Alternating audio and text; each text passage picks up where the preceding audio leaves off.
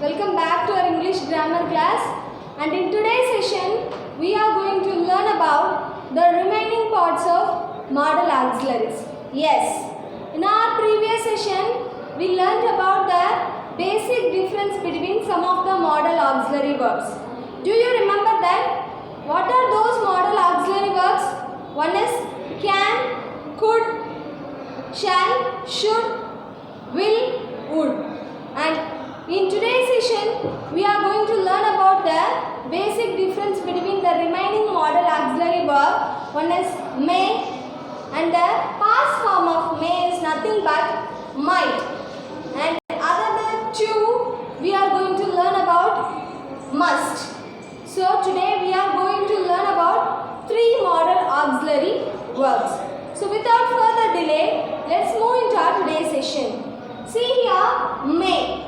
First of all, you have to know the meaning of modal auxiliary verb. Then only you can able to use the may or might in a perfect sentence. Okay? See here, may. For may, we have two meanings. What are they? One is possibility and the other one is formal permission. And for might, we have two meanings. One is possibility and the other one is suggestion.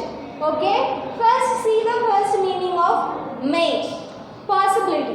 What do you mean by possibility? Possibility is nothing but the act of something or some action that will happen or exist. That is known as possibility. It may possible in a future or in present. It may not possible also. Okay? See the example here. If you use very long sentences, children may get confused. So here we use the modal auxiliary verb may. But why we use may here? As I said earlier, possibility. Here the given example is may be possible. If you are teaching to your small kids, okay? For example, take if you are teaching to your small kids and you are teaching them a very long sentences, some students can catch the point, but some students feel confused. So it is possible.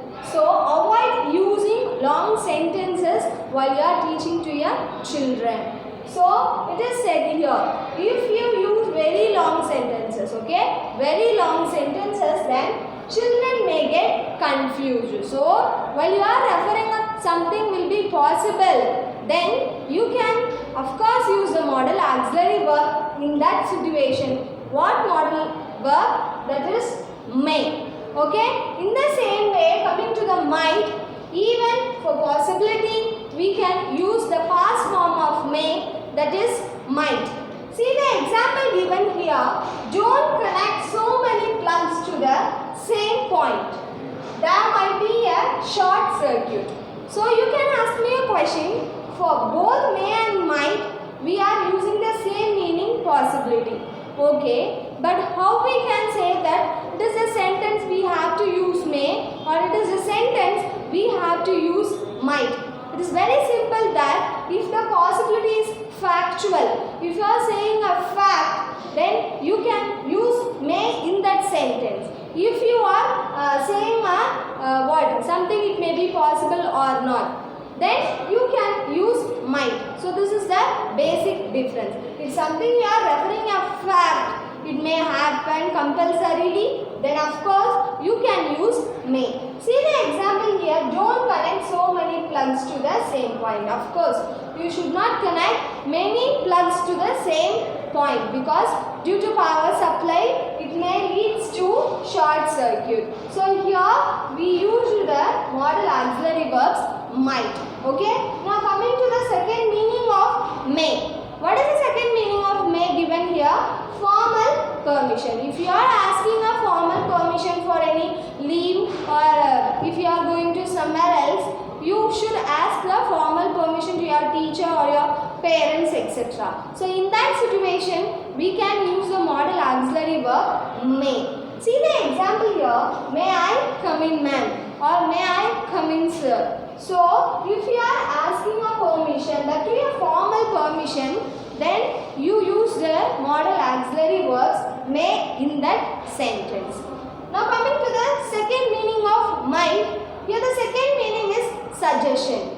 What do you mean by suggestion? Suggestion is nothing but giving our opinion to someone or giving our advice to someone else. See the example given here. If you have sensitive teeth, you might consider using a special toothpaste. Here we use the modal auxiliary verb might. Why we here use might? Because we are suggesting to someone. For example, if you take your parents or your friends, they are suffering from sensitive teeth, then you will give your opinion to them. Yes? Yes. You say them that you can use this kind of toothpaste like Sensodyne, etc. So, while you are suggesting something to do that, then of course you use the modal auxiliary verb might in that situation. So, here also someone is suggesting that if you have sensitive teeth, you might consider using a special toothpaste. Here, he is giving a suggestion to someone. So, in that situation, he or she uses a might in that sentence. So, this is the basic difference between may and might. Now, coming to the another modal auxiliary verb, must. And for must, we have two meanings. One is necessity and the other one is prohibition. So, first of all, you have to know the meaning of that meanings. Then only you can use that modal auxiliary verbs in a sentence or for a perfect situation. Okay, what is the meaning of necessity? Necessity is nothing but something that you have to do or that you have to have. For example, in Tamil we can say it as தேவை. Okay, see the example given here. This is a very important meeting and you must be on time. So, for example, take our school. In our school, if there is teacher, if they are going to conduct a teachers meeting or teacher parents meeting, then who are be on time to that meeting? Of course, parents should be there and teachers should be there because it is a parents teachers meeting. So, that is necessary for both of them to be on time. So, necessity is nothing but the importance of them to be on time. Here also this is a very important meeting and you must on time. So here someone is saying to someone else that this is a very important meeting and you must be on time. So it is necessary for you to be on time. So while you are saying some necessary items or necessity in a sentence, you can use must. And the next meaning is prohibition. We can say prohibition is nothing but a law or rule that you have to follow strictly. In Tamil we can say prohibition as tadai. See the example given here. You must not take a single day's leave for the next 2 months. So here we use the modal auxiliary verb must to show the prohibition. That what is the prohibition given here? You must not take a single day's leave for the next 2 months. That single day leave is prohibited for next 2 months. We can say another example too. During this corona period, due to 144, many of us says that after 6 o'clock don't roam around the road. So we can even use that in our sentence that you must not go out after 6 p.m. So while you are saying something or some action which is prohibited or prohibition, then you can use the modal auxiliary verb must in that sentence. So in this session we have learnt about 3 modal auxiliary verbs. One is may, and for may we have 2 meanings. One is possibility and the other one is formal permission. And the second modal auxiliary verb is the past form of may, that is might. And for might also we have 2 meanings. One is possibility and the other one is suggestion. And for third one must, we have 2 meanings. One is necessity and the other one is prohibition.